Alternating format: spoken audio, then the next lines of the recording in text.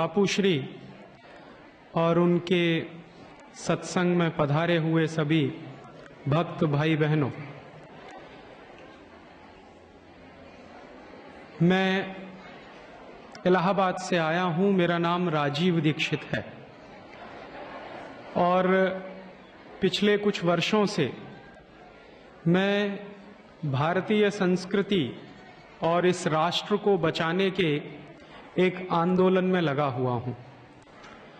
उस आंदोलन का नाम है आज़ादी बचाओ आंदोलन। ये आंदोलन सन 1992 से चल रहा है और जब से ये चल रहा है तब से मैं इसमें लगा हुआ हूं। पेशे से मैं इलेक्ट्रॉनिक्स और टेलीकम्युनिकेशन का इंजीनियर रहा और एक रिसर्च प्रोजेक्ट में मैंने काम किया, लेकिन सन 1992 में अपना सारा काम छोड़कर, अपने कैरियर को छोड़कर, अपने सारे धंधे को छोड़कर राष्ट्र को बचाने के लिए, संस्कृति को बचाने के एक आंदोलन में मैं लग गया। बापू की कृपा हुई, उन्होंने मेरे व्याख्यान की कुछ कैसेट सुनी और उन्होंने जब मेरे व्याख्यान की कैसेट सुनी तो उन्होंने मुझे संदेश भिजवाया। बापूश्री का जो दिल्ली का आश्रम है, वहाँ के साधक भाई बहनों ने मुझे फ़ोन पर संदेशा कहा कि बापू का सत्संग का कार्यक्रम है और उसमें आपको जरूर जाना है। वैसे आज मुझे जलगांव जाना था, लेकिन बापूश्री के कल के आदेश पर मैंने मेरे जलगांव का कार्यक्रम रद्द किया और आपके बीच आया। मैं आपसे 2-3 बातें कहूंगा कि इस देश की इस समय की हालत क्या है। कल मैंने पहली बार पूज्य बापू के दर्शन किए। उसके पहले मैंने उनके कैसेट सुने थे, उनके बारे में सुना था, लेकिन दर्शन का लाभ कल मिला और कल लगभग 40 मिनट मैं उनके साथ रहा। तो 40 मिनट मुझे बापू का जो सानिध्य मिला, उसमें उन्होंने जो कहा वैसी ही बात मैं कहने की कोशिश कर रहा हूं सारे देश में, शायद अपनी भाषा में।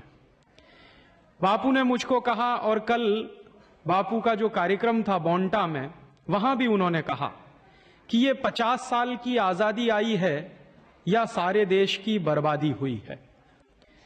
तो मैं यहीं से मेरी बात शुरू कर रहा हूं जो कल बापू ने कही मुझसे कि सच में 50 साल की आजादी आई है या हमारी बर्बादी ज्यादा हुई है।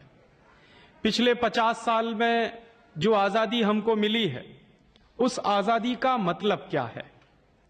एक तरफ तो सरकार कहती है और देश के सारे माहौल में यह बताने की कोशिश की जा रही है कि भारत की आजादी के 50 साल पूरे हो गए, और दूसरी तरफ सारा देश जिस तरह से चल रहा है, जो हालात हैं पूरे देश के, वो ये बताते हैं कि ये जो 50 साल की आजादी है, ये तो भारत के पिछले 500 साल की गुलामी से भी ज्यादा बुरी है।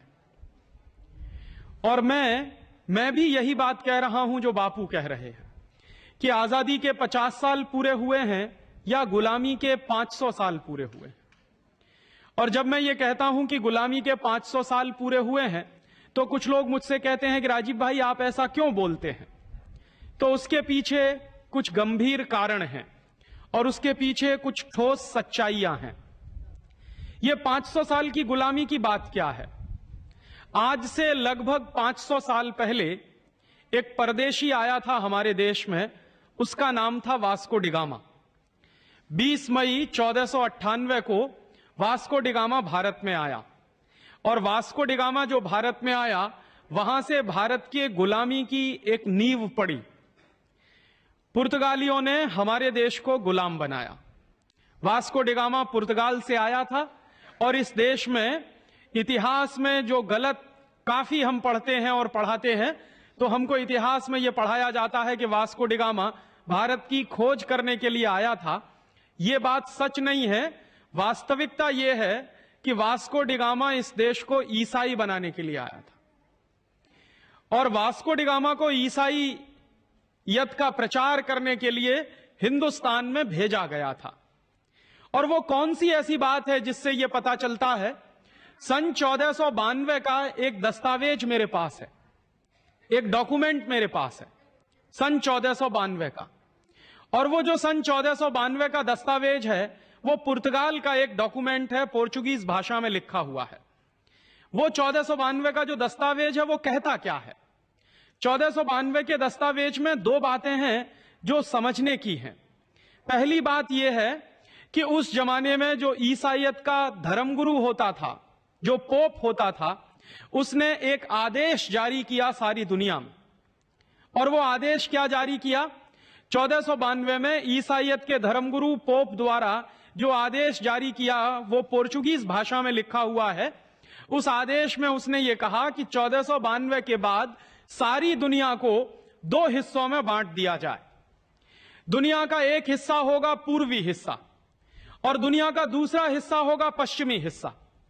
तो दुनिया के पूर्वी हिस्से को ईसाई बनाने का काम और दुनिया के पूर्वी हिस्से को लूटने का काम पुर्तगाली लोग करेंगे और दुनिया के पश्चिमी हिस्से को ईसाई बनाने का काम और लूटने का काम स्पेन के लोग करेंगे। उस जमाने में यूरोप में दो ही देशों की बड़ी शक्ति होती थी, या तो स्पेन एक शक्तिशाली देश था या फिर पुर्तगाल एक दूसरा शक्तिशाली देश था। तो पोप ने यह जो आदेश जारी किया, उस आदेश के बाद पुर्तगाली लोग दुनिया के पूर्वी हिस्से को ईसाई बनाने के लिए और लूटने के लिए निकले और उन्हीं लोगों ने वास्को डिगामा के माध्यम से हिंदुस्तान में ईसाईयत का प्रचार और हिंदुस्तान को लूटने का काम शुरू किया। तो उस आदेश के बाद, पोप के आदेश के बाद वास्को डिगामा भारत में आया हमको लूटने के लिए और ईसाई बनाने के लिए, और कोलंबस अमेरिका गया अमेरिका को ईसाई बनाने के लिए और लूटने के लिए। अमेरिका की जो मूल प्रजा थी, उस मूल प्रजा का नाम था रेड इंडियन। उस मूल प्रजा को मार पीट कर ईसाई बनाने का काम कोलंबस ने शुरू किया और स्पेन के लोगों ने धीरे धीरे करके अमेरिका के काफी रेड इंडियन को ईसाई बना दिया और जो बच गए रेड इंडियन उनको उन्होंने गुलाम बना लिया। ऐसा ही काम वास्को डिगामा ने हमारे देश में शुरू करवाया।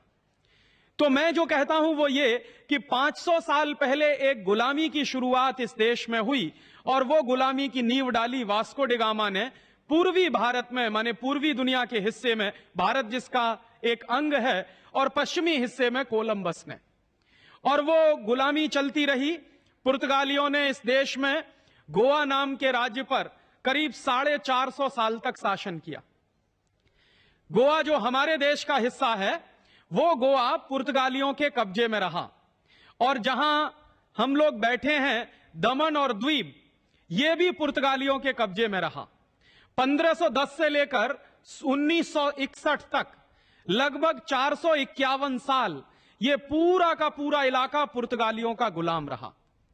बाकी का हिंदुस्तान 1947 में आजाद हो गया था, लेकिन गोवा 1961 में आजाद हो पाया पुर्तगालियों की गुलामी से। दमन और द्वीप की भी यही हालत हुई। तो हमारे ऊपर एक गुलामी लदी वास्को डिगामा के आने से, और वो गुलामी लगभग 450 साल चली। और वो जो 450 साल की गुलामी थी उसमें देश का हर तरफ से पतन हुआ। पुर्तगालियों ने हमारी आर्थिक संपत्ति को लूटा।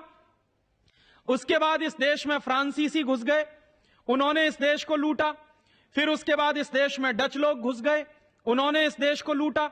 उसके बाद इस देश में अमेरिकन और अमेरिकनों की मदद से ब्रिटिशर्स घुसे, उन्होंने हमारे देश को लूटने की कोशिश की। और इस तरह से लगभग 1498 से लूट की एक नई शुरुआत इस देश में शुरू हो गई। 1498 के पहले भी यह देश लूटा और मुगल आक्रमणकारियों के द्वारा लूटा गया। 10वीं 11वीं शताब्दी के दौर में महमूद गजनवी जैसे लोग आए, उसके पहले मोहम्मद गौरी जैसे लोग आए, और वो लोग भी इस देश को लूटते रहे और यहां की संपत्ति ले जाते रहे। तो लगभग 10वीं 11वीं शताब्दी से इस देश की लूट के इतिहास का एक सिलसिला शुरू होता है। एक तरफ लूट है और दूसरी तरफ भारतीय संस्कृति के विनाश की बात है। तो ये जो पिछले 1000 साल से लूट चल रही है वो 1492 के पहले एक तरह के लोगों द्वारा चलाई गई और 1492 के बाद यूरोप के लोगों द्वारा चलाई गई। 1492 के पहले जो नॉन क्रिश्चियन जनता थी, जो मुस्लिम लोग थे, उन्होंने हमको लूटा और बर्बाद किया। और 1492 के बाद ये क्रिश्चियन लोग घुस गए, उन्होंने हमको लूटा और बर्बाद किया। सबसे ज्यादा बर्बादी हिंदुस्तान में आई पुर्तगालियों के कारण और अंग्रेजों के कारण। और अंग्रेजों ने जो इस देश को लूटने की एक व्यवस्था शुरू की, दुर्भाग्य से वो व्यवस्था आजादी के 50 साल के बाद भी चल रही है। और मैं जब ये कहता हूं कि आजादी के 50 साल या गुलामी के 500 साल, तो उसमें वही मुख्य बात है। अंग्रेजों ने, अंग्रेजों के पहले फ्रांसीसियों ने, फ्रांसीसियों के पहले डच ने, और डच लोगों के पहले पुर्तगालियों ने भारत में लूट की जो व्यवस्था कायम की थी, वही लूट की व्यवस्था आज भी चल रही है। और उसके मैं आपको कुछ ठोस उदाहरण देना चाहता हूं। अंग्रेजों ने इस देश को लूटने के लिए क्या किया, उसका एक छोटा सा उदाहरण देके मैं मेरी बात कहूं। सन 1813 का एक दस्तावेज मेरे पास है, लंदन की पार्लियामेंट का। लंदन में उस जमाने में हाउस ऑफ कॉमन्स चलता था, उस जमाने में हाउस ऑफ लॉर्ड्स नहीं होता था। तो हाउस ऑफ कॉमन्स में लंदन में एक बहस शुरू हुई। क्या बहस शुरू हुई? बहस का टाइटल यह था, how to Christianize India. London में अंग्रेज लोग अपने पार्लियामेंट में बैठकर, वहां के बड़े बड़े नेता इस बात पर बहस कर रहे थे 1813 के सन में कि हिंदुस्तान को ईसाई कैसे बनाया जाए। और इस बहस को जो चलाने वाला सबसे बड़ा अंग्रेजों का नेता माना जाता था, उसका नाम था विलियम विल्बरफोर्स। तो विलियम विल्बरफोर्स भाषण दे रहा था सन 1813 में ब्रिटिश पार्लियामेंट के हाउस ऑफ कॉमन्स में, और कह रहा था कि हिंदुस्तान को ईसाई बनाना हमारा सबसे पहला काम है। तो ईसाई बनाने का तरीका क्या होगा? तो उन लोगों ने जो पार्लियामेंट में बहस चलाई, उस बहस में से उन्होंने 3 बातें तय की और एक प्रस्ताव पारित किया। प्रस्ताव क्या पारित किया? प्रस्ताव यह पारित किया कि हिंदुस्तान को ईसाई बना देना है, हिंदुस्तान को क्रिश्चियन बना देना है। और जब हिंदुस्तान क्रिश्चियन होगा तो वो अपने आप हमारे रास्ते पर चलना शुरू हो जाएगा। तो हिंदुस्तान क्रिश्चियन बनेगा कैसे? इस पर ब्रिटेन की पार्लियामेंट में बहस हुई, और उनके नेताओं ने आपस में जो बहस की, उसके दस्तावेज मेरे पास हैं। और मैं एक पुस्तक लिख रहा हूं, आजादी के 50 साल या गुलामी के 500 साल। उस पुस्तक में वो सारे दस्तावेज मैं छापने जा रहा हूं, प्रकाशित करने जा रहा हूं। तो वो दस्तावेज में क्या उन्होंने तय किया है? उन्होंने तय किया कि हिंदुस्तान को अगर ईसाई बनाना है तो सबसे पहला काम हिंदुस्तान की आर्थिक व्यवस्था को तोड़ना पड़ेगा। हिंदुस्तान में ये जो संपत्ति है, ये जो धन है, इसको लूटना पड़ेगा और हिंदुस्तान को गरीब बनाना पड़ेगा। तो जब हिंदुस्तान गरीब हो जाएगा और जब हिंदुस्तान में भुखमरी आ जाएगी, तो यहां के लोग बहुत आसानी के साथ थोड़े थोड़े पैसे के लिए धर्म परिवर्तन शुरू कर देंगे। तो वो तय कर रहे हैं अंग्रेजों के बड़े बड़े नेता कि पहले हिंदुस्तान को आर्थिक रीति से खलास करना है, और जब यह देश आर्थिक रीति से खलास हो जाएगा, उसके बाद इस देश को राजनीतिक रीति से खलास करना, और फिर राजनीतिक रीति से जब यह देश खलास हो जाएगा, तब इस देश को सांस्कृतिक रीति से खलास करना, और सांस्कृतिक रीति से जब यह देश खलास हो जाएगा, तब इस देश को बहुत आसानी से ईसाई बनाया जाएगा। तो हिंदुस्तान को आर्थिक रीति से खलास करने के लिए अंग्रेजों ने क्या किया? उन्होंने अपनी तमाम कंपनियां हमारे देश में भेजी। ईस्ट इंडिया कंपनी आई, ईस्ट इंडिया कंपनी जैसी अंग्रेजों की सैकड़ों कंपनियां आई, और उन कंपनियों ने क्या किया? हमारे देश में अपना धंधा शुरू किया। तो क्या होता था कि अंग्रेजों की कंपनियों का माल बिकता था और हिंदुस्तान के गांव-गांव में अंग्रेजों का माल बिकने लगा, और जब हिंदुस्तान के गांव-गांव में अंग्रेजों का माल बिकने लगा, तो हमारे देश के लोग अंग्रेजों का माल खरीदने लगे, और अंग्रेजों का माल खरीदकर हमारे देश का पैसा लंदन जाने लगा। और जब अंग्रेजों का माल इस देश में बिकना शुरू हो गया, तो उसका एक दूसरा नतीजा और निकला कि धीरे धीरे हिंदुस्तान के सारे कारखाने बंद होते चले गए। एक तरफ तो अंग्रेजों की सरकार ने नियम ऐसे बनाए, कानून ऐसे बनाए कि भारतीय व्यापारी व्यापार ना कर सके और भारतीय उद्योगपति कुछ भी सामान बाजार में बेच ना सके। दूसरी तरफ उन्होंने अंग्रेजों की कंपनियों को हिंदुस्तान की लूट के लिए खुला छोड़ दिया। तो धीरे धीरे हिंदुस्तानी बाजार में अंग्रेजों का माल बिकना शुरू हुआ और अंग्रेजों ने यहां से संपत्ति बटोरना शुरू किया, यहां से धन लेना शुरू किया। अंग्रेजों के कुछ आंकड़े बताते हैं कि ईस्ट इंडिया कंपनी उस जमाने में हमारे देश में जब धंधा करती थी, उसका कुछ माल बिकता था, तो एक साल में ईस्ट इंडिया कंपनी यहां से करीब 70 करोड़ पाउंड के बराबर की संपत्ति ले जाती थी। ये 70 करोड़ पाउंड की जो संपत्ति जाती थी उस जमाने में, आज से लगभग 200 साल पहले, ये कितनी होती होगी? अगर आज के हिसाब से हम हिसाब लगाएं तो 70 करोड़ में 56 का गुणा करना पड़ेगा, क्योंकि एक पाउंड में इस समय लगभग 56 रुपया बैठता। तो करोड़ों रुपए की लूट हमारी होती थी। अंग्रेजों ने एक दूसरा काम और किया कि हिंदुस्तान के व्यापारियों का माल हिंदुस्तान के बाजार में बिकने ना पाए, इसके लिए उन्होंने हिंदुस्तानी व्यापारियों पर तमाम तरह के टैक्स लगा दिए। हिंदुस्तान में अंग्रेजों की सरकार ने टैक्स लगाया, जो सबसे पहला वो था एक्साइज का tax, excise duty. Excise duty क्यों लगाई उन्होंने कहा कि हिंदुस्तान के व्यापारी जो माल बनाते हैं उस माल के उत्पादन पे कर लगाओ। फिर उसके बाद अंग्रेजों ने एक दूसरा फैसला किया कि हिंदुस्तानी व्यापारी जो माल पैदा करते हैं उस पे कर देंगे, और फिर उस माल की जब बिक्री होगी बाजार में तो उस पर भी कर लगा दो। तो उन्होंने माल की बिक्री पे सेल्स टैक्स लगा दिया। और उसके बाद एक तीसरा कर लगा दिया अंग्रेजों की सरकार ने कि जो माल बाजार में बिकेगा और उससे जो मुनाफा कमाएंगे हिंदुस्तानी व्यापारी, उस पर इनकम टैक्स लगा दो। तो पहले एक्साइज टैक्स लगाया, फिर सेल्स टैक्स लगा दिया, फिर इनकम टैक्स लगा दिया। फिर अंग्रेजों की सरकार ने 2 टैक्स और लगाए। एक टैक्स उन्होंने लगाया टोल टैक्स। हिंदुस्तान के व्यापारी अपने माल को एक गांव से दूसरे गांव में ले जाते हैं, तो जगह जगह जो टोल टैक्स देना पड़ता है वो अंग्रेजों के जमाने का लगाया हुआ। और टोल टैक्स के बाद उन्होंने एक टैक्स और लगा दिया, ऑक्ट्रॉय का टैक्स। ये 5-5 टैक्स उन्होंने हिंदुस्तानी व्यापारियों पर लगा दिए। क्यों लगाए अंग्रेजों की सरकार ने? अंग्रेजों की सरकार ने ये टैक्स इसलिए लगाए कि हिंदुस्तानी व्यापारियों पर अगर ज्यादा से ज्यादा कर लगा दिया जाएगा तो हिंदुस्तानी व्यापारी बर्बाद हो जाएंगे, और अंग्रेजों का माल हिंदुस्तान में टैक्स फ्री कर दिया जाएगा तो अंग्रेजों का माल गांव गांव में बिकना शुरू हो जाएगा। तो हिंदुस्तानी व्यापारियों पर टैक्स लगा के उनका माल महंगा बना दिया, और अंग्रेजों के माल को टैक्स फ्री करके ईस्ट इंडिया कंपनी का रास्ता अंग्रेजों के लिए खोल दिया। इसका नतीजा क्या निकला?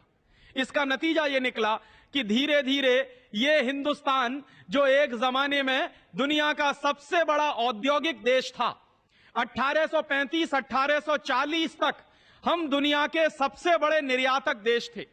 अंग्रेजों की ही सरकार के आंकड़ों के अनुसार 1835 और 1840 में दुनिया का जो कुल व्यापार चलता था, उस व्यापार में 33% हिस्सा हिंदुस्तानियों का होता था। तो एक जमाने में यह सारा देश दुनिया के कुल व्यापार का 1/3 व्यापार करता था। उसके बाद अंग्रेजों की सरकार ने ये जो टैक्स के कानून लगाए, उसका नतीजा यह निकला कि दुनिया का सबसे बड़ा व्यापार करने वाला देश दुनिया का सबसे बड़ा भिखारी देश बन गया। दुर्भाग्य हमारा क्या है? अंग्रेजों की सरकार ने ये जो टैक्स लगाए 5-5, ये टैक्स आज आजादी के 50 साल के बाद भी लगे हुए हैं। और मेरे मन में यही प्रश्न उठता है कि अंग्रेजों की सरकार ने इस देश पर इनकम टैक्स लगाया, अंग्रेजों की सरकार ने व्यापारियों पर एक्साइज की ड्यूटी लगाई, अंग्रेजों की सरकार ने व्यापारियों पर टोल टैक्स और ऑक्ट्रॉय लगाया, तो अंग्रेज तो चले गए 1947 में, तो ये कानून भी चले जाने चाहिए थे टैक्स के। लेकिन दुर्भाग्य से वो टैक्स के सारे कानून आज भी हिंदुस्तानी व्यापारियों पर लगे हुए हैं। जिस तरह से अंग्रेजों के जमाने में हिंदुस्तानी व्यापारियों से टैक्स वसूला जाता था, वैसे ही आजादी के 50 साल के बाद भी यह काम किया जा रहा है। और इसलिए मैं मानता हूं कि अभी शायद आजादी आना बाकी है। और उन टैक्स के कानूनों के कारण जिस तरह हिंदुस्तानी व्यापारी बर्बाद हुए थे, वैसे ही आज हो रहे हैं। आज भी क्या चल रहा है? हिंदुस्तान में ग्लोबलाइजेशन और लिबरलाइजेशन के नाम पर विदेशियों को, विदेशी कंपनियों को खुली छूट मिल रही है, और हिंदुस्तानी व्यापारियों पर लगातार टैक्स बढ़ा बढ़ा के उनको मारने का काम चल रहा है। अंग्रेजों के जमाने में यह धंधा चलता था कि ईस्ट इंडिया कंपनी को खुली छूट मिलती थी और हिंदुस्तानी व्यापारियों को बर्बाद करने के लिए कानून बनाए जाते थे। वही काम आज चल रहा है कि इस देश में विदेशी कंपनियों को तो खुली छूट है, वो चाहें तो 10 साल तक टैक्स भी ना दें और हिंदुस्तान सरकार उनको टैक्स फ्री, टैक्स एग्जेम्पशन करती है, लेकिन हिंदुस्तानी व्यापारियों पर लगातार टैक्स लगा लगा के उन कंपनियों का माल हिंदुस्तान के गांव गांव में बिकवा रही है। और उसके नतीजे क्या निकल रहे हैं? जैसे अंग्रेजों के जमाने में नतीजे निकले थे कि हिंदुस्तानी व्यापार धंधा धीरे धीरे मंदी में फंसा और उसके बाद खलास हो गया, वैसे ही आज हिंदुस्तानी व्यापारियों की हालत ऐसी हो गई है।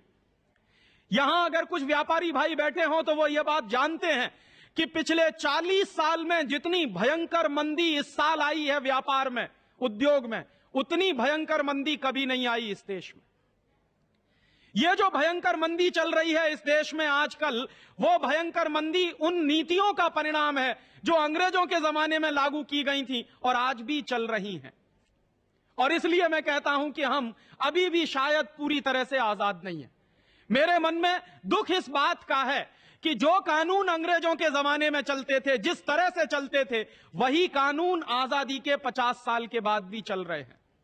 जिस तरह से अंग्रेजों ने हिंदुस्तान की अर्थव्यवस्था को बर्बाद किया था, उसी तरह से आज हिंदुस्तान की अर्थव्यवस्था को बर्बाद करने का काम चल रहा है। ऐसे ही मैं आपको एक दो कुछ और उदाहरण दूं कि अंग्रेजों की सरकार ने एक तरफ आर्थिक व्यवस्था बर्बाद की इस देश की, और दूसरी तरफ इस देश की राजनीतिक व्यवस्था को बर्बाद करने के लिए तमाम तरह के कानून बनाए।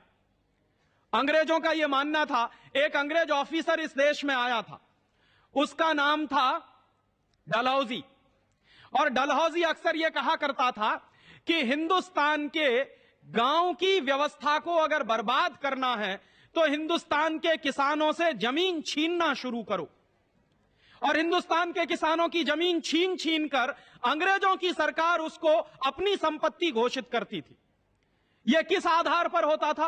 अंग्रेजों की सरकार ने एक कानून बनाया था 1894 में, उस कानून का नाम है लैंड एक्विजिशन एक्ट। वो जो लैंड एक्विजिशन एक्ट था वो अंग्रेजों की सरकार ने बनाया था हिंदुस्तान के गांव के किसानों की जमीनें छीनने के लिए, और वो जमीनें अंग्रेजों की सरकार की संपत्ति घोषित करने के लिए। दुर्भाग्य से 1894 में जो कानून इस देश में बनाया गया वो आजादी के 50 साल में भी चल रहा है। जिस तरह से अंग्रेजों की सरकारें हमारे देश के गांव के किसानों की जमीनें छीनती थी और गांव वालों को मारकर पीटकर जबरदस्ती उनसे जमीन के हस्ताक्षर कागजों पर करवा लिए जाते थे, ठीक वैसा ही धंधा आज भी इस देश में चल रहा है। आज क्या चल रहा है? पहले हमारी जमीनें अंग्रेजों की सरकार छीनती थी, अब हमारी जमीनें हमारी सरकारें छीन रही। कानून कौन सा है? 1894 का लैंड एक्विजिशन एक्ट। उस जमाने में क्या होता था? अंग्रेजों की सरकारें हमारी जमीन छीनकर ईस्ट इंडिया कंपनी को बेचती थी और अंग्रेजों की कंपनियों को दे देती थी। आज भी हमारे देश के गांव गांव की जमीनें छीनकर विदेशी कंपनियों को बेची जा रही। सन 1991 से लेकर सन 1997 के जून के महीने तक हिंदुस्तान में 70,000 हेक्टेयर जमीन गांव के किसानों से छीनकर परदेशी कंपनियों को बेच दी गई है। और वो गांव वाले मारे मारे सारे देश में घूम रहे हैं। कितने लोगों को मैं जानता हूं जो मेरे पास आते हैं और कहते हैं राजीव भाई कुछ करिए, तो मैं पूछता हूं क्या हो गया, तो कहते हैं हमारी जमीन छीन ली सरकार ने। क्या किया उस जमीन का? परदेशी कंपनी को बेच दिया। तो मुझे इतना दुख होता है इस बात पर कि जो काम अंग्रेजों की सरकार करती थी वही काम अब हमारी सरकार कर रही है। जो कानून अंग्रेजों की सरकार चलाती थी लैंड एक्विजिशन का, वही कानून इस देश में आज भी चल रहा। और हम कैसे माने कि यह देश में आजादी आई है और आजादी के 50 साल पूरे हुए? ऐसे ही अंग्रेजों ने हिंदुस्तान के जंगलों को बर्बाद करने के लिए एक कानून बनाया था सन 1865 में। उस कानून का नाम है इंडियन फॉरेस्ट एक्ट। और इंडियन फॉरेस्ट एक्ट अंग्रेजों की सरकार ने क्यों बनाया? क्योंकि अंग्रेजों को हिंदुस्तान के जंगलों पर कब्जा करना था और हिंदुस्तान के जंगलों में जो संपत्ति छुपी हुई थी उस संपत्ति की लूट करनी थी। हमारे देश के जो जंगल हैं उन जंगलों में सोने की खदानें हैं, चांदी की खदानें हैं, कोलसा की खदानें हैं, तमाम तरह की बेशकीमती धातुएं वहां मिलती हैं। तो हमारे देश के जंगल तो अरबों खरबों की संपत्ति के मालिक हैं। अंग्रेजों की सरकार ने क्या किया कि उन जंगलों को बर्बाद करने के लिए हिंदुस्तान के लोगों से छीनकर जंगलों को अंग्रेजी सरकार की संपत्ति घोषित कर दिया। 1865 के पहले क्या होता था? 1865 के पहले जो जंगल होते थे वो भारतीय समाज में गांव जो होता था, गांव पंचायत जो होती थी, उसकी संपत्ति माने जाते थे। लेकिन 1865 के उस कानून के बाद वो जंगल अंग्रेजों की सरकार की संपत्ति बन गए। और उसमें अंग्रेजों ने नियम कैसे बनाए? उसमें अंग्रेजों ने नियम ऐसे बनाए कि अगर हिंदुस्तान में अंग्रेज व्यापारी जंगल काटें तो उनको लाइसेंस मिलता था, और कोई हिंदुस्तानी एक व्यक्ति पेड़ काटे तो अंग्रेजों की सरकार उसको सजा देती थी। और यह काला कानून जो अंग्रेजों ने बनाया था सन 1865 में, यह कानून दुर्भाग्य से आज भी चल रहा है। आज क्या हो रहा है इस देश में? आप चाहें तो जंगल से एक भी पेड़ काट नहीं सकते, और अगर आपने पेड़ काट लिया और आपकी शिकायत कर दी गई डिस्ट्रिक्ट फॉरेस्ट ऑफिसर से, तो आपके ऊपर केस चलेगा, मुकदमा हो जाएगा। कभी कभी तो ऐसी हास्यास्पद स्थिति होती है। मेरा एक दोस्त है, बंबई में मुलुंड में रहता, उसकी एक सोसाइटी है जहां पे वो रहता है। उस सोसाइटी में क्या हुआ कि दीवार के बीच में से एक पेड़ पैदा हुआ और उस पेड़ ने दीवार को तोड़ना शुरू कर दिया। उस मुलुंड के भाई ने वो पेड़ काट दिया, उसकी शिकायत हो गई डिस्ट्रिक्ट फॉरेस्ट ऑफिसर से, तो उसको जेल हो गई।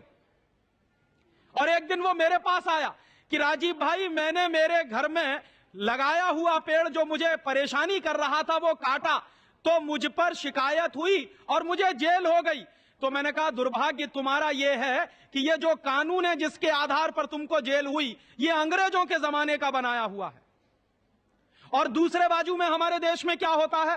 तमाम परदेशी कंपनियां हैं हमारे देश में जो सिगरेट बनाती हैं, और इस देश में सिगरेट बनाने वाली बड़ी बड़ी कंपनियां हर साल सैकड़ों करोड़ पेड़ काटती हैं, क्योंकि सिगरेट बनाने के लिए जो कागज चाहिए वो पेड़ काटने से ही बनता है। तो सिगरेट बनाने के लिए परदेशी कंपनियां हर साल सैकड़ों करोड़ पेड़ काटती हैं, उनको लाइसेंस मिला हुआ है, लेकिन कोई हिंदुस्तानी भाई अगर एक पेड़ काटे तो उसको जेल हो जाती है। कानून कौन सा है? अंग्रेजों के जमाने का बनाया हुआ। शोषण क्या चल रहा है? जो अंग्रेजों के जमाने में शोषण चलता था वैसा ही शोषण आज चल रहा।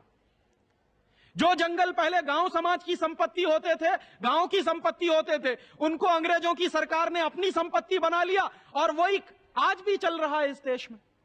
तो मुझे लगता था कि 1865 का वो कानून जो अंग्रेजों ने चलाया इस देश में, वो 1947 में खत्म हो जाना चाहिए था, क्योंकि अंग्रेज चले गए 1947 में, लेकिन वही आज भी चल रहा है। और इसलिए मैं कहता हूं कि जो अंग्रेजों के जमाने की गुलामी थी, वही गुलामी आज भी चल रही है। कभी कभी मेरे कुछ दोस्त हैं जो मुझसे मजाक में एक बात कहते हैं कि राजीव, तुम इतनी अंग्रेजों की बुराई करते हो, अगर अंग्रेज नहीं आए होते तो हिंदुस्तान में कभी न्याय की पद्धति नहीं आई होती। तो न्याय की पद्धति माने हमारे देश में जो कोर्ट चलते हैं, लोअर कोर्ट चलता है, हाई कोर्ट चलता है, सुप्रीम कोर्ट चलता है, तो जितने न्यायालय चलते हैं हमारे देश में, ये सब जिस न्याय पद्धति पर चलते हैं वो अंग्रेजों की बनाई हुई है, और उसका एक कानून है। उस कानून का नाम है आईपीसी, इंडियन पीनल कोड। ये आईपीसी का कानून हिंदुस्तान में अंग्रेजों ने चालू किया था सन 1860 में। और ये जो आईपीसी का कानून बनाया था इस देश में, वो अंग्रेजों ने क्यों बनाया था? अंग्रेजों के उस जमाने की जो पार्लियामेंट है, उसमें जब बहस चल रही थी, तो बहस ये चल रही थी कि हिंदुस्तान की समाज की व्यवस्था को अगर खलास करना है तो हिंदुस्तान की न्याय पद्धति को तोड़ना पड़ेगा, और हिंदुस्तान की शिक्षण पद्धति को तोड़ना पड़ेगा। तो हिंदुस्तान की न्याय पद्धति को तोड़ने के लिए अंग्रेजों ने अपनी न्याय पद्धति इस देश में लागू की, आईपीसी, सीआरपीसी और सीपीसी वाली। और हिंदुस्तान की शिक्षण पद्धति और हिंदुस्तान के गुरुकुलों को बर्बाद करने के लिए अंग्रेजों ने इस देश में अंग्रेजियत के स्कूल चलाए, कॉन्वेंट स्कूल चलाए। एक अंग्रेज ऑफिसर था, उसका नाम था मैकॉले। मैकॉले इन दोनों काम के लिए जिम्मेदार था। मैकॉले अक्सर यह कहा करता था कि जिस समाज से न्याय खत्म हो जाता है वो समाज बर्बाद हो जाता है, और जिस समाज से शिक्षण खत्म हो जाता है वो समाज भी बर्बाद हो जाता है। तो मैकॉले ने दोनों ही काम किए। भारतीय समाज से न्याय व्यवस्था खत्म करने के लिए उसने अंग्रेजों की न्याय पद्धति चालू की। वही न्याय पद्धति आज भी चल रही है इस देश में। 1860 में आईपीसी कानून बना था। पता नहीं 1860 में हमारे देश की क्या हालत थी। वो 1860 का कानून, आज से लगभग 140 साल पुराना कानून आज भी चल रहा है इस देश में। और उसमें व्यवस्था क्या है? मेरे बहुत सारे दोस्त मुझको ये कहते हैं कि अगर अंग्रेज नहीं आए होते तो ये तुम्हारे देश में जो न्याय पद्धति आई है ये नहीं आई होती। तो मैं अक्सर लोगों से एक कहानी कहता हूं कि इस देश में जब अंग्रेज नहीं आए थे तो कैसी न्याय पद्धति चलती थी, और जब अंग्रेज आ गए तो कौन सी न्याय पद्धति चलती है। आपने शायद सुना होगा, एक कहानी है राजा चंद्रगुप्त विक्रमादित्य की। हमारे देश के इतिहास में चंद्रगुप्त विक्रमादित्य का काल जो है स्वर्ण काल माना जाता, सुवर्ण युग माना जाता, सबसे अच्छा समय माना जाता। क्यों माना जाता है? क्योंकि हमारे इतिहास में हमने ये पढ़ा कि राजा जो चंद्रगुप्त विक्रमादित्य था वो बहुत न्यायप्रिय राजा था। उसके राज में कभी किसी के साथ अन्याय नहीं होता था। तो वो जो न्यायप्रिय राजा था वो न्याय कैसे करता था और आज न्याय कैसे होता है अंग्रेजों की पद्धति से, ये दोनों बात मैं तुलना के रूप में आपसे कहना चाहता हूं। एक बार क्या हुआ, चंद्रगुप्त विक्रमादित्य के राज में दो बहनों में झगड़ा हो गया। एक बहन कहती थी, एक बच्चा था, और दो बहन कहती थी कि ये मेरा है। एक बहन कहती थी मेरा है, दूसरी बहन कहती थी मेरा है। अब ये जब झगड़ा हुआ तो ये मुकदमा राजा के दरबार में पहुंचा। राजा के दरबार में जब ये मुकदमा पहुंचा तो राजा ने कहा एक बहन से कि सिद्ध करो कि ये बच्चा तुम्हारा है। तो एक बहन खड़ी हो गई और उसने सिद्ध कर दिया कि बच्चा उसका है। राजा ने दूसरी बहन को कहा कि अब तुम सिद्ध करो कि यह बच्चा तुम्हारा है। दूसरी बहन भी खड़ी हो गई, उसने भी सिद्ध कर दिया कि वो बच्चा उसका है। राजा धर्म संकट में पड़ गया। धर्म संकट किस बात का कि असली मां कौन है और नकली मां कौन है, यह पता कैसे लगाया जाए। थोड़ी देर के बाद राजा के मन में एक विचार आया। उसने कहा कि अच्छा ऐसा करो, तलवार ले आओ और इस बच्चे को आधा आधा काटो, आधा एक मां को दे दो, आधा दूसरी मां को दे दो।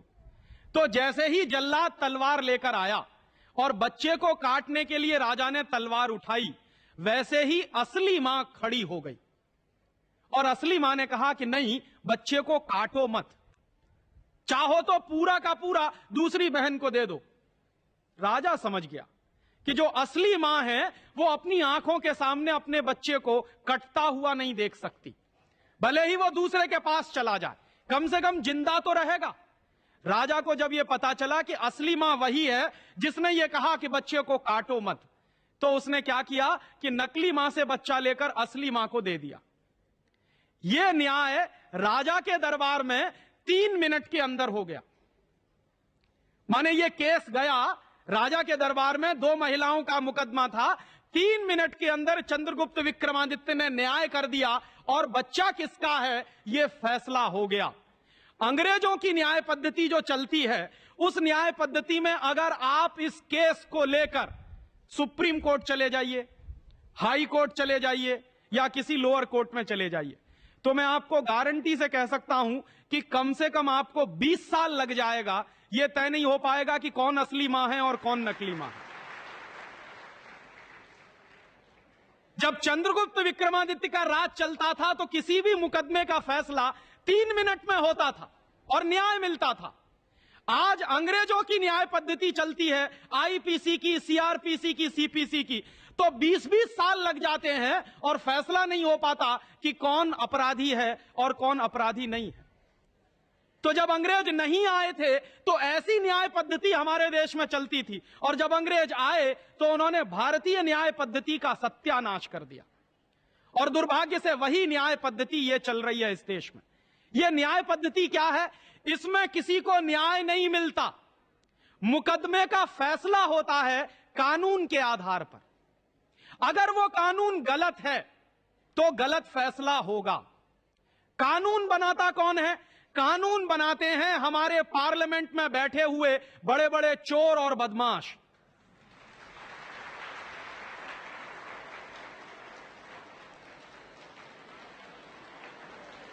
होता है किसी भी कोर्ट में आप जाइए, क्योंकि मैं तो अक्सर कोर्ट में जाता रहता हूं, सरकार के खिलाफ केस करता रहता हूं, बड़ी बड़ी कंपनियों के खिलाफ मैं केस करता हूं।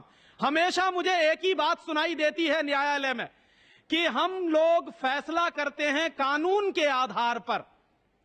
तो हमारे न्यायालय में क्या होता है? कानून के आधार पर फैसला होता है, ना कि न्याय मिलता है। जैसे मैं आपको उदाहरण दूं, हमारे देश में एक कानून है। क्या कानून है?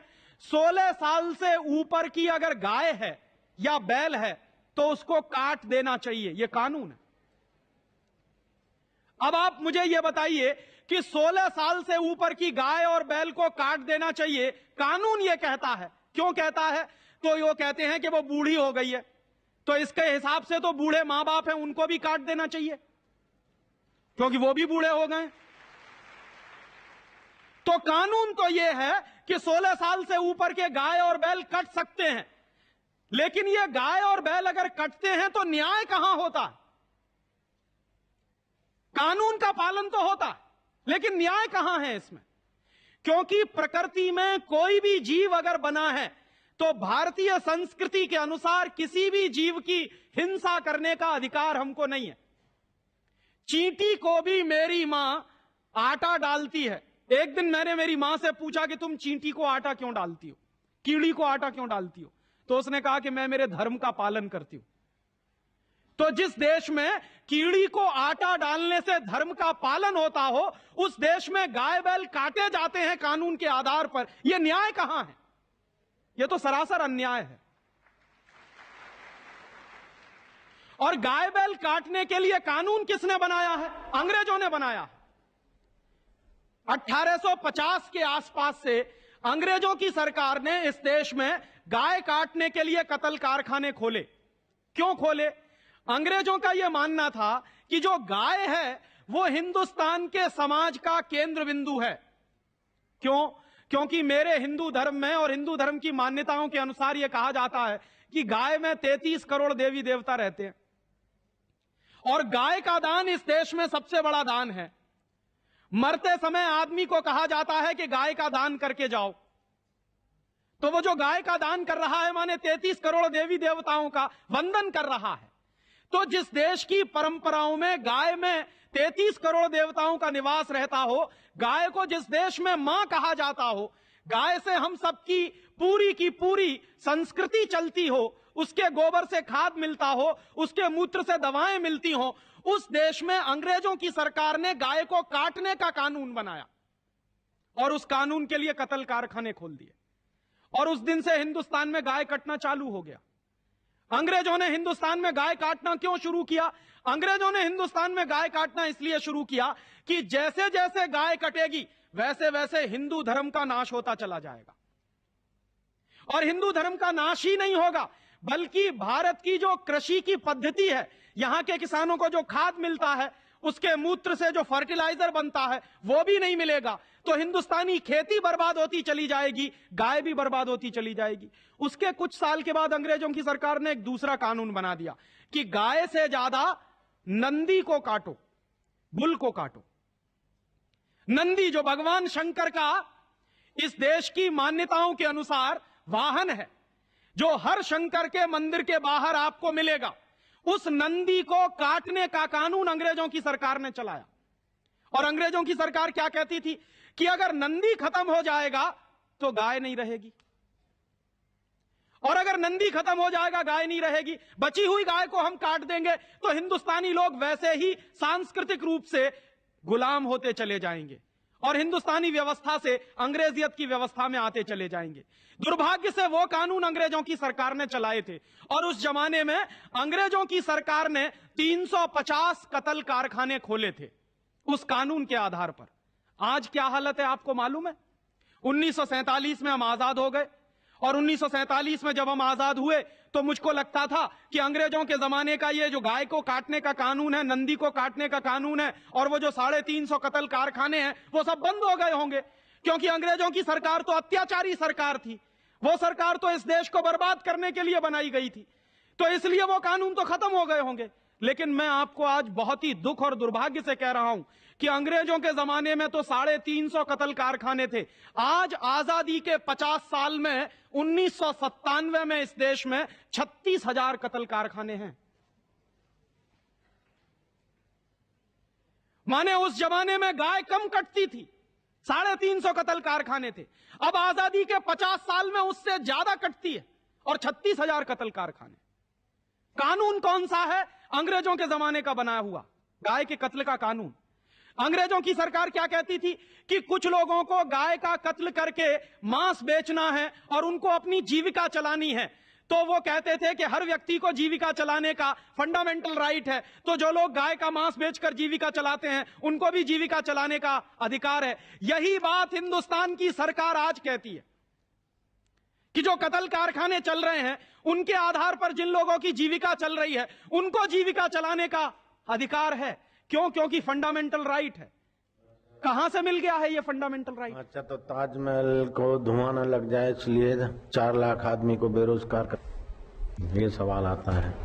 जीविका चलाने का सबको अधिकार है, तो ताजमहल को फैक्ट्रियों का धुआं खराब न कर दे ताजमहल, तो अच्छा रखने के लिए आदेश। और इसी से जुड़ी हुई एक दूसरी बात कि जब मैकॉले कहा करता था यह बात कि भारत की न्याय पद्धति का नाश हो जाएगा तो भारतीय समाज टूट जाएगा, ऐसे ही मैकॉले एक बात और कहता था। मैकॉले की लिखी हुई एक चिट्ठी है मेरे पास, उसकी फोटोकॉपी। लंदन में एक लाइब्रेरी है, उसका नाम है इंडिया ऑफिस लाइब्रेरी, वहां से मैंने निकलवाई है। इंडिया ऑफिस लाइब्रेरी में से ऐसे कुछ 50,000 से ज्यादा डॉक्यूमेंट्स मैं निकाल के लाया और वहां के कई लोगों की मदद से हमने वो निकलवाए हैं। तो उनमें एक चिट्ठी है मैकॉले की, वो उसके अपने पिताजी को उसने लिखी है। जब वो यहां ऑफिसर बन के आया है तो मैकॉले क्या लिख रहा है कि भारतीय समाज को अगर बर्बाद करना है तो भारतीय न्याय पद्धति बर्बाद करो। तो वो करने के लिए उसने आईपीसी बना दिया, सीआरपीसी बना दिया, सीपीसी बना दिया और बर्बाद हुई। दूसरी बात वो कहता था कि भारतीय समाज को बर्बाद करना है तो भारतीय शिक्षण पद्धति का नाश करो। तो मैकॉले कहा करता था कि जो भारतीय शिक्षण पद्धति है, वो खुद मानता था इस बात को, यह दुनिया की सबसे ज्यादा विकसित और सबसे अच्छी पद्धति। क्या होता था? यहां गुरुकुल चलते थे, गुरुकुलों में विद्यार्थी पढ़ते थे और विद्यार्थी 20 साल तक, 25 साल तक ब्रह्मचर्य का पालन करते हुए शिक्षा ग्रहण करते थे, संस्कार मिलते थे और वो संस्कार लेकर समाज में जाते थे। उन्हीं संस्कारों से संस्कृति बनती थी और वही संस्कृति भारतीय संस्कृति कहलाती थी। ऋषि थे, मुनि थे, बड़े बड़े ज्ञानी थे, महात्मा थे, वो गुरुकुलों को चलाया करते थे और सारे के सारे गुरुकुल जो चला करते थे उनमें वेदों का अध्ययन, पुराणों का अध्ययन, उपनिषदों का अध्ययन, जो भारतीय ज्ञान है, जो भारतीय मनीषा है, उन्हीं सब का अध्ययन संस्कृत के माध्यम से कराया जाता था। मैकॉले ने क्या किया कि गुरुकुलों का नाश अगर करना है तो उसने एक कानून बनाया। क्या कानून बनाया? संस्कृत में जितने विद्यालय इस देश में चलते थे हिंदुस्तान में अंग्रेजों के जमाने में, उन सबको उसने इल्लीगल घोषित किया, गैर कानूनी। और उसने प्रतिबंध लगा दिया कि संस्कृत भाषा के माध्यम से कोई भी गुरुकुल चलेगा उसको अंग्रेजी सरकार मान्यता नहीं देगी। तो मान्यता किसको देगी? अंग्रेजी के माध्यम से जो कॉन्वेंट स्कूल चलेंगे उनको अंग्रेजी सरकार मान्यता देगी। और उसके लिए बाकायदा उसने कानून बनाया। उस कानून का नाम है इंडियन एजुकेशन एक्ट। और यह इंडियन एजुकेशन एक्ट लागू हुआ 1858 में, आज से लगभग 140 साल पहले। तो 140 साल पहले जो कानून लागू हुआ था अंग्रेजों के जमाने में, वही कानून आज भी चल रहा है। उस कानून के आधार पर मैकॉले ने क्या किया? संस्कृत के माध्यम से चलने वाले गुरुकुलों को बर्बाद कर दिया, कानून बना के उनको बंद करा दिया। जो उनमें अध्यापक होते थे, गुरु होते थे, उनको मार पीट कर अंग्रेजी सरकार जेल में बंद करती थी। जो विद्यार्थी अध्ययन के लिए जाते थे उनको रोक दिया जाता था, उनका अध्ययन ना होने पाए उसके लिए समस्याएं खड़ी की जाती थी। और दूसरी तरफ कॉन्वेंट स्कूल चालू कर दिए और उसमें अंग्रेजी के माध्यम से शिक्षण देना शुरू किया। एक दिन उसने अपने बाप को चिट्ठी लिखी और इस चिट्ठी में उसने ये लिखा कि मैंने हिंदुस्तान में एक ऐसी शिक्षण पद्धति पैदा कर दी है जिसमें अगर हिंदुस्तानी विद्यार्थी पढ़ेंगे तो पढ़कर निकलने के बाद वो शरीर से हिंदुस्तानी होंगे, दिमाग से सब अंग्रेज हो जाएंगे। वो देख रहे हैं, अभी देख रहे हैं। तो शरीर से हिंदुस्तानी और दिमाग से अंग्रेज। तो मैकॉले दूसरी बात लिख रहा है उस चिट्ठी में कि जब वो शरीर से हिंदुस्तानी और दिमाग से अंग्रेज हो जाएंगे तो अंग्रेजों के हिसाब से सारे काम करेंगे। और वो विद्यार्थी जब कॉन्वेंट स्कूल में से निकलेंगे तो सबसे ज्यादा गालियां भारतीय संस्कृति को देंगे, सबसे ज्यादा गालियां अपने मां बाप को देंगे। कैसे? मॉम और डैड कह के। डैड माने होता है मरा हुआ,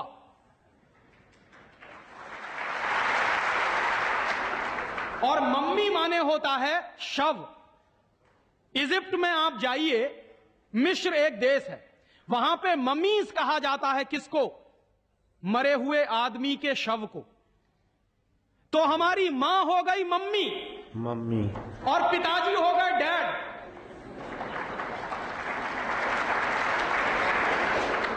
आया कहां से ये? मैकॉले ने डाल दिया हमारे दिमाग में। और मैं ये कहता हूं कि मैकॉले तो मर गया, उसका बाप भी मर गया, सब मर गए, भगवान उनकी आत्मा को शांति दे, लेकिन उसकी जो आत्मा है वो हम सब में प्रवेश कर गई है। और कैसे प्रवेश कर गई है?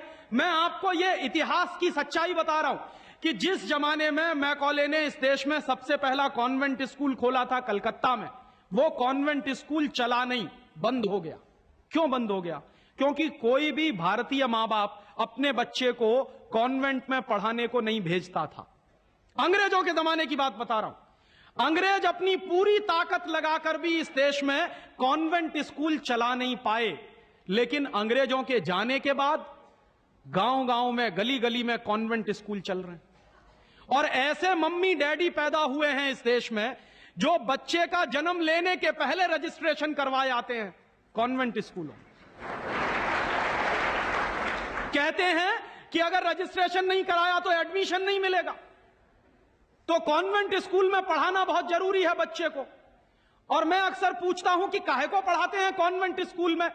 तो कहते हैं राजीव भाई, जब हमारा बच्चा कॉन्वेंट में पढ़ेगा तो बहुत स्मार्ट बन जाएगा। तो मैं पलट के पूछता हूं कि जरा बताइए स्मार्टनेस क्या होती है?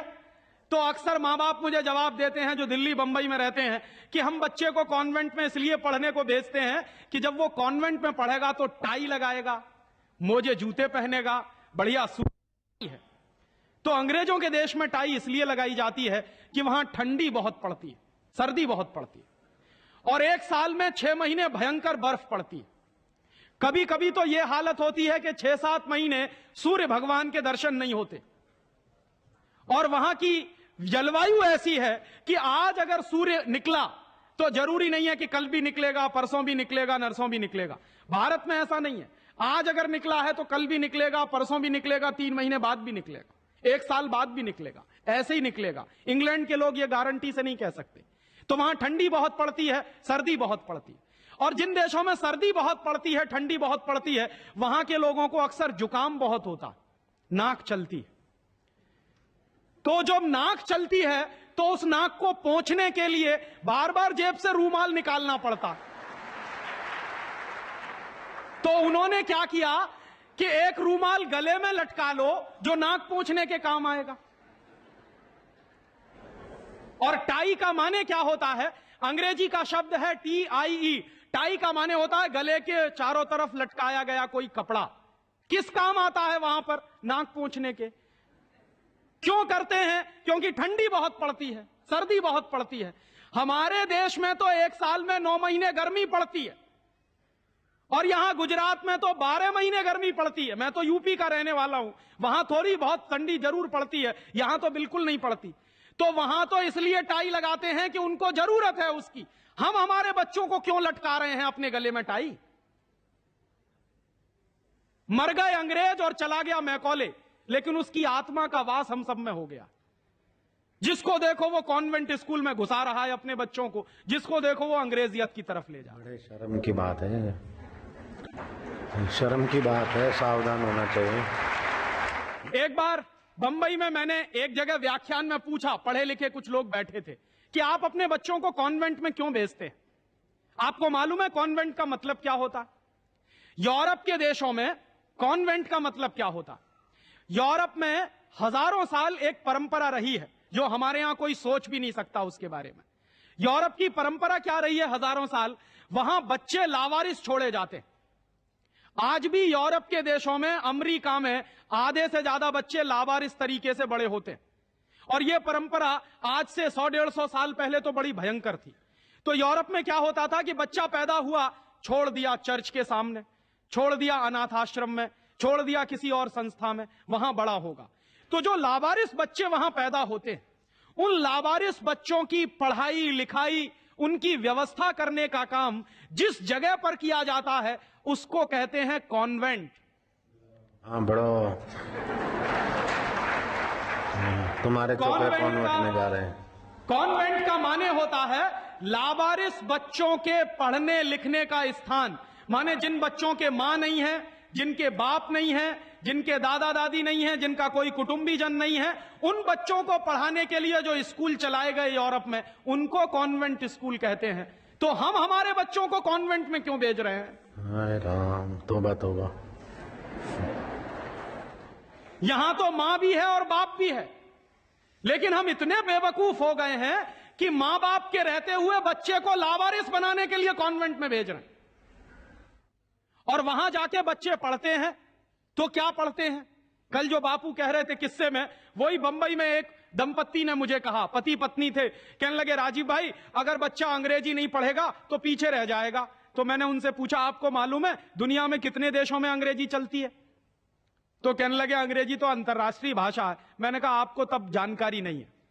दुनिया में इस समय 200 देश हैं जो संयुक्त राष्ट्र संघ के नक्शे पर हैं, और उन 200 देशों में से मात्र 12 देशों में अंग्रेजी चलती है।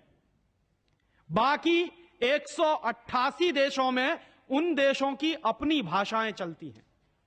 तो 200 देशों में से मात्र 12 देशों में अंग्रेजी चलती है, तो अंग्रेजी अंतर्राष्ट्रीय कैसे हो गई?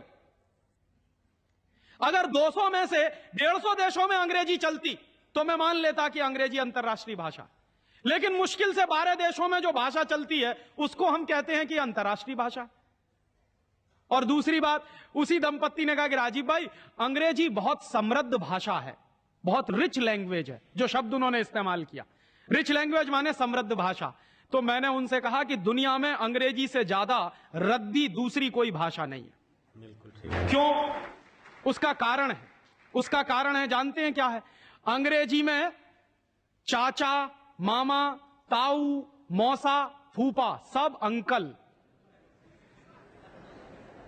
और काकी, ताई, मौसी और सब आंटी। अब आप मुझे जरा यह बताइए कि मौसा में और फूफा में फर्क होता है कि नहीं होता? क्या आप फूफा को मामा बना सकते हैं? या यह बताइए कि मौसी में और काकी में फर्क होता है कि नहीं होता? क्या मौसी काकी हो सकती है?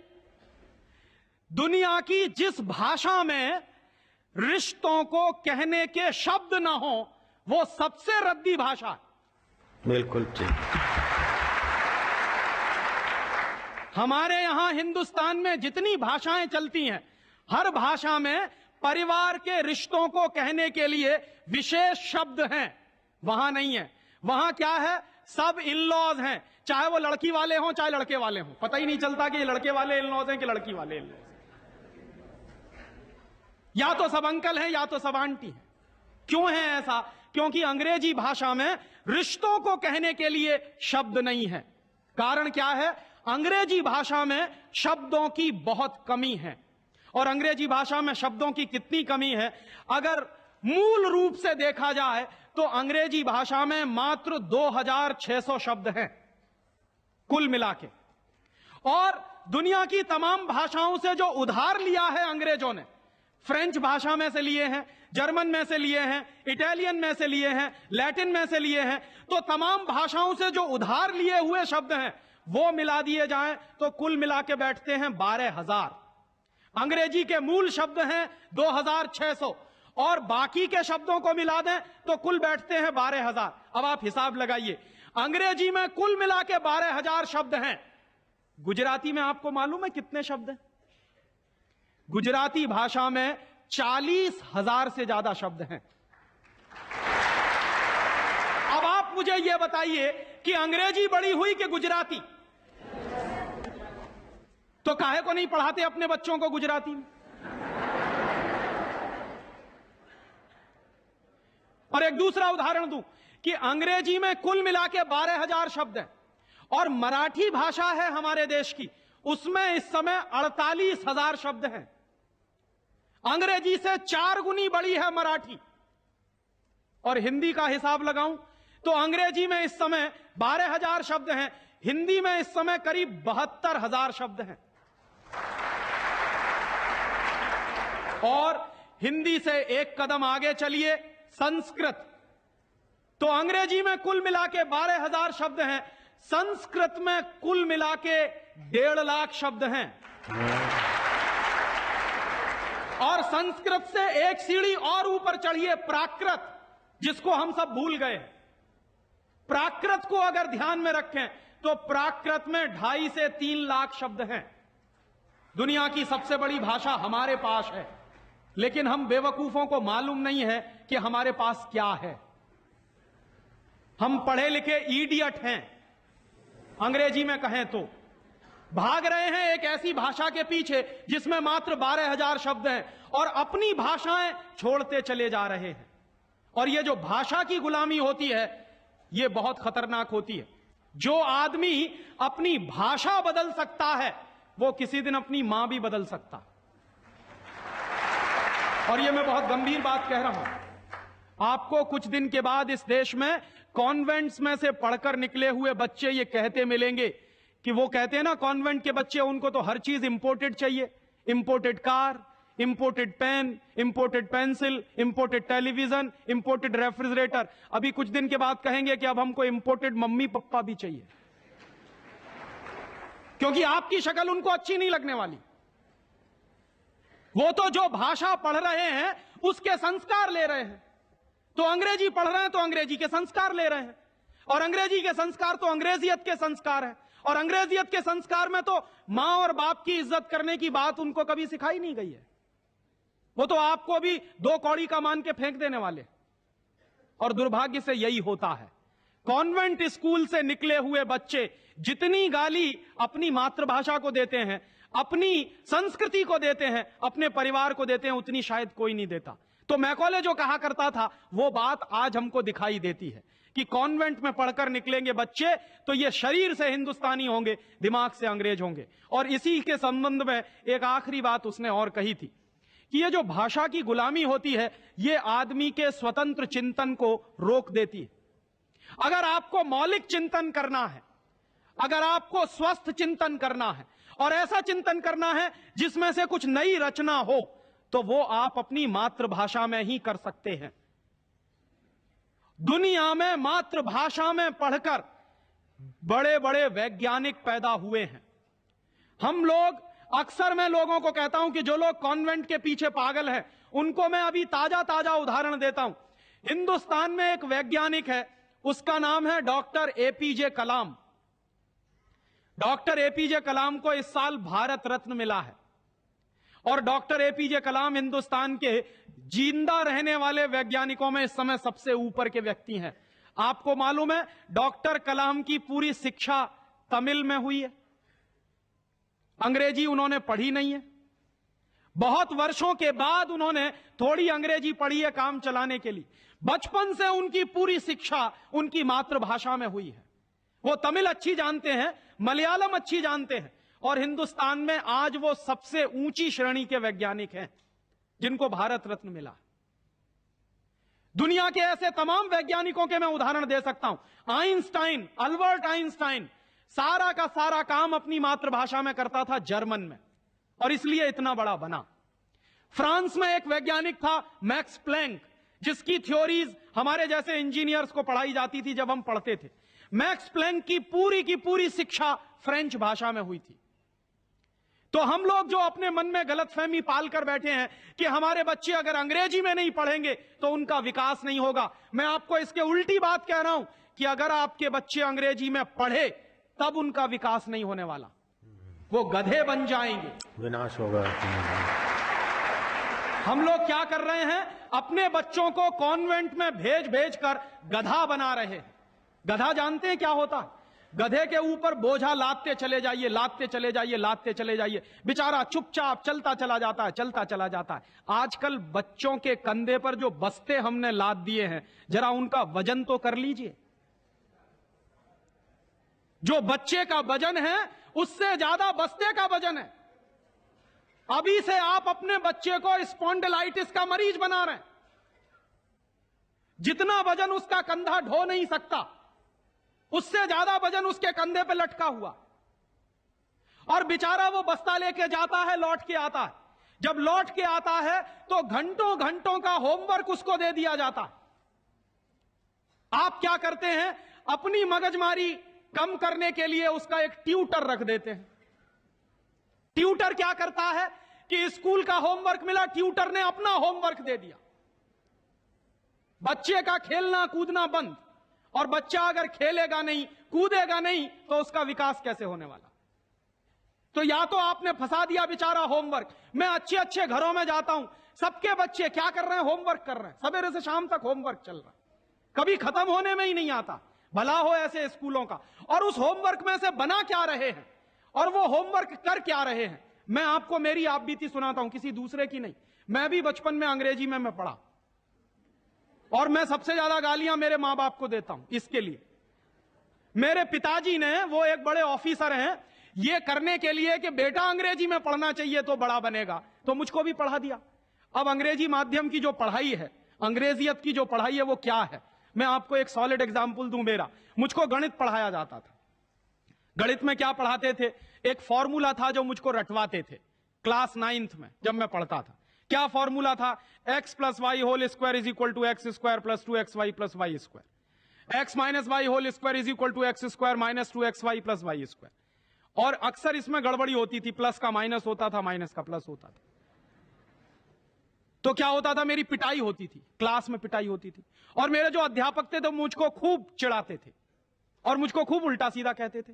एक दिन मैंने ये तय किया कि सब छोड़ छाड़ के ये 2 फॉर्मूले रटूंगा। तो रटने के लिए मैं बैठ गया, सब काम एक बाजू में। अब ये x प्लस वाई और x माइनस वाई में मैं घुस गया। लिख लिख के मैंने किलो किलो कॉपियां बर्बाद कर दी, किलो किलो कागज बर्बाद कर दिया, पता नहीं कितने बॉल पेन बर्बाद हुए होंगे। और 3-4 महीने की उस भयंकर मेहनत के बाद मुझको कुछ फॉर्मूले याद हो गए। अब वो फॉर्मूले मैं सीख के आया। दुर्भाग्य से मैं बताऊं कि 3-4 महीने के सैकड़ों घंटे बर्बाद करके, अपना खून सुखा के, मार खा के, बेइज्जती बर्दाश्त करके मैंने जो फॉर्मूले पढ़े वो मेरे जीवन में आज तक कभी काम में नहीं आए। और दूसरे बाजू में मेरी मां ने, जो बहुत पढ़ी लिखी नहीं है, मुझको एक फॉर्मूला सिखाया। क्या सिखाया, एक पहाड़ा सिखाया। आधा, सवाया, 1.5 गुना, 2.5 गुना, 3 गुना, 3.5 गुना, ये मुझे सिखाया। और वो मेरे जीवन में रोज काम आता है। लेकिन कहा क्या जाता है कि मेरी मां तो पढ़ी लिखी नहीं है, पीएचडी नहीं किया उसने। तो जो बिना पीएचडी होल्डर है, जिसने कुछ पढ़ा लिखा नहीं है, आज की भाषा में, उसने मुझे ऐसी चीज सिखाई जो जीवन में रोज काम आती है। और जो बड़े बड़े पीएचडी होल्डर प्रोफेसर्स ने मुझे सिखाया वो जीवन में कभी काम नहीं आया। और आप अपने बच्चों को यही पढ़ा रहे हैं। कॉन्वेंट स्कूल के जितने क्यूरिकुलम हैं और उसमें बच्चे जो कुछ पढ़ रहे हैं, उसमें से 95% बेकार जाने वाला है। उस 95% का उनके जीवन में कभी कोई इस्तेमाल होने वाला नहीं। ये आप कहिए तो मैं जहां कहिए वहां लिख कर दे दूं, क्योंकि मैं भुगत चुका हूं इस बात को। और वो जो 95% आप पढ़ा रहे हैं, आपके बच्चे के अगर काम नहीं आने वाला है, तो उसके लिए आप लाखों रुपए बर्बाद कर रहे हैं, करोड़ों घंटे बर्बाद कर रहे हैं। उस बच्चे का मन मस्तिष्क आपने दबा दिया है होमवर्क के नीचे, झूठी शान और प्रतिष्ठा में। आप अपने बच्चों को गधा नहीं बना रहे हैं तो क्या बना रहे हैं?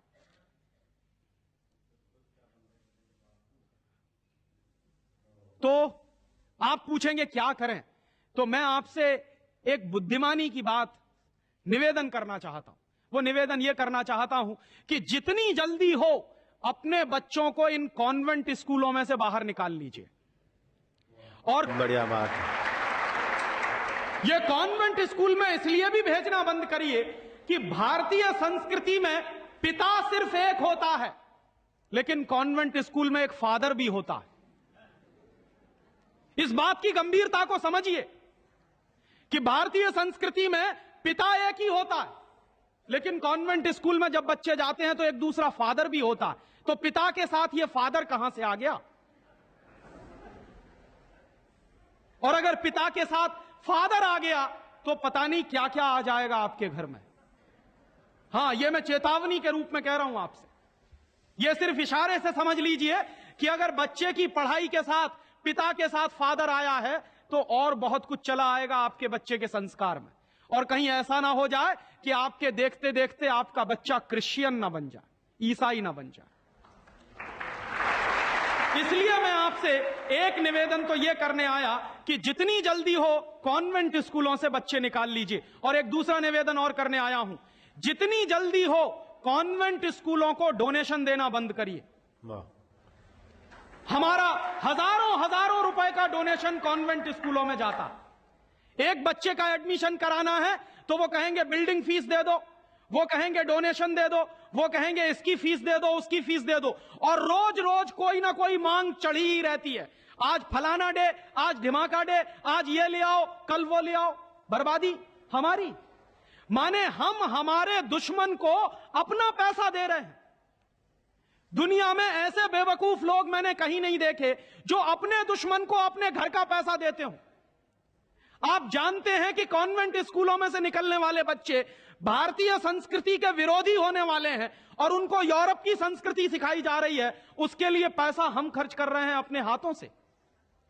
तो भगवान के लिए, भारतीय संस्कृति को बचाने के लिए अपने बच्चों को कॉन्वेंट में से बाहर निकालिए और अपने बच्चों के नाम पर ये उनको जो डोनेशन दे रहे हैं आप कॉन्वेंट स्कूलों को, वो बंद करिए। और मैं आपको पूरे विश्वास से ये कहना चाहता हूं कि आपके बच्चे अगर मातृभाषा में पढ़ेंगे तो सबसे ज्यादा विद्वान बनने की क्षमता है उनमें। और ये क्यों है? दुनिया के सारे मनोवैज्ञानिक एक ही बात पर अब पहुंचे हैं, जो बात हमारे लोग बहुत पहले से कह गए, अभी यूरोप के लोग आज उस निष्कर्ष पे पहुंचे। क्या कहते हैं? बच्चा अगर मातृभाषा में पढ़ता है तो उसको जो सुविधाएं मिलती हैं, जो फायदा होता है, वो दूसरी भाषा में नहीं मिलती। जैसे उदाहरण के लिए मैं आपको बताऊं और आप इसको प्रयोग के रूप में करिए। आपकी मातृभाषा अगर गुजराती है और आप अपने बच्चे को गुजराती में पढ़ाइए तो कोई सवाल आप उसको दीजिए गुजराती में याद करने के लिए, जितनी जल्दी वो याद कर लेगा उस सवाल को, अगर वही सवाल आप अंग्रेजी में दीजिए उसको तो कम से कम 6 गुना समय लगेगा उसको। अगर वो 1 घंटे में गुजराती में कोई चीज याद करेगा तो 6 घंटे लगेंगे उसको अंग्रेजी में याद करने के लिए। और अंग्रेजी में भी उसको याद नहीं होगा, वो रटेगा पोपट की तरह से।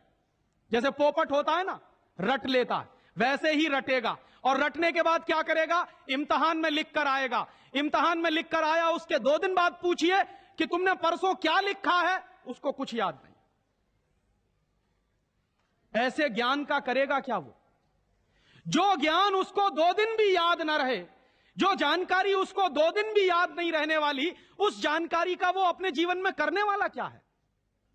और इसके दूसरी तरफ आप ये करके देख लीजिए, छोटी छोटी कहानी, छोटे छोटे किस्से, छोटी छोटी कथाओं के माध्यम से, मातृभाषा के माध्यम से आप उसको कोई बात सिखा दीजिए, वर्षों वर्षों जिंदगी भर उसको वो बात याद रहेगी। मुझे भी याद है, मेरी दादी मां ने कहानी के माध्यम से जो संस्कार मुझ में दिए हैं वो अभी भी मुझे याद है। लेकिन मेरे स्कूल में जो संस्कार मुझे दिए गए वो मैं भूल चुका हूं, क्योंकि विदेशी भाषा में मैंने लिए। तो ये खराब होता है। और एक इसी के साथ एक आखिरी निवेदन कि अंग्रेजों ने जिस तरह से बर्बाद किया है भारतीय समाज को, कम से कम अब अगर हमको ये चेतना आती है तो इसको हम बचाएं। मुझे लगता है कि सबसे बड़ा काम और सबसे पहला काम कॉन्वेंट स्कूलों के बंद कराने का, और वो हम सब मिलकर ही कर सकते हैं, अकेला कोई नहीं करेगा। अगर हम सब कॉन्वेंट स्कूलों का बहिष्कार करने का संकल्प ले लें तो फिर से नए गुरुकुल खड़े हो सकते हैं। जो दान आप कॉन्वेंट स्कूलों को देते हैं वो दान अगर गुरुकुलों को मिलना शुरू हो जाए तो गुरुकुल चलने भी शुरू हो जाएंगे, उनको प्रतिष्ठा भी मिल जाएगी, उनको सम्मान भी मिल जाएगा। अगर हमारी गलती से बर्बादी आई है तो वो गलती आज हम सुधार लें। और ऐसे ही एक दूसरी आखिरी बात कि अंग्रेजियत हमारे मन में बहुत गहरे घुस गई है, और ये अंग्रेजियत जो होती है बहुत खराब होती है। कई बार मैं कहता हूं कि अंग्रेजी भाषा से ज्यादा खतरनाक है अंग्रेजियत। महात्मा गांधी अक्सर ये कहा करते थे कि अंग्रेज चाहे तो रहें लेकिन अंग्रेजियत जानी चाहिए। ये अंग्रेजियत क्या है? हमारे सबके घरों में, सबके मन में एक तरह का लालच बैठ गया है। हर एक आदमी को इस देश में इंपोर्टेड माल चाहिए, विदेशी कंपनी का माल। किसी भी साधारण से साधारण बच्चे को कहो कि देखो मेरे पास इंपोर्टेड पेन है, तुरंत हाथ फैला देगा, लाओ दे दो। वो बच्चा चाहे जितना पढ़ा लिखा हो, माने इंपोर्टेड के नाम पर भीख मांगने में भी शर्म नहीं आती। उसी बच्चे को आप कहिए कि भगवान का प्रसाद है तो हाथ पीछे खींच लेगा। इंपोर्टेड पेन है तो तुरंत हाथ फैला देगा। गुलामी इतने गहरे बैठ गई है। और ये जो इंपोर्टेड माल की गुलामी होती है, इसी गुलामी ने हमारे देश को बर्बाद किया है। अंग्रेजों के जमाने में इस देश में अंग्रेजों का माल बिकता था इसलिए कि अंग्रेजों की गुलामी चलती थी, इसलिए क्योंकि अंग्रेजों की कंपनियां यहां चलती थी। दुर्भाग्य से आज वही फिर हो गया है। गांव गांव में परदेशी कंपनियां घुस गई हैं, परदेशी कंपनियों का माल घुस गया है। हम सबके घरों में परदेशी कंपनियों का माल आता है। सवेरे से लेके शाम